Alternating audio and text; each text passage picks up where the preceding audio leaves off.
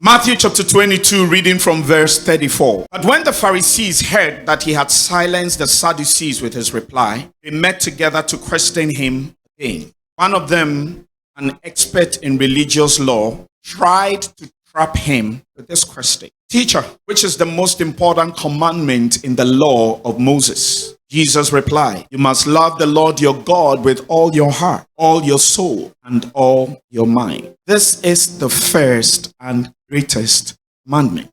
The second is equally important. Love your neighbor as yourself. The entire law and all the demands of the prophets are based on these two commandments. Turn with me to 1 Corinthians chapter 13 and verse 13. It says, three things will last forever: faith, hope, and love. And the greatest of these is love. Now, there are two unpleasant situations that I can remember from my school days, which had to do with exam time. One of them was going into an exam or preparing for an exam paper, thinking that questions were going to come from certain areas and trying to measure in those areas, only to get to the exam room and find out that none of the places that I thought the questions would come from were chosen. How many have experienced something like that before? The second one that I can remember is answering an exam paper and going very far into the exam only to discover that I have deviated. Does that happen to anybody here?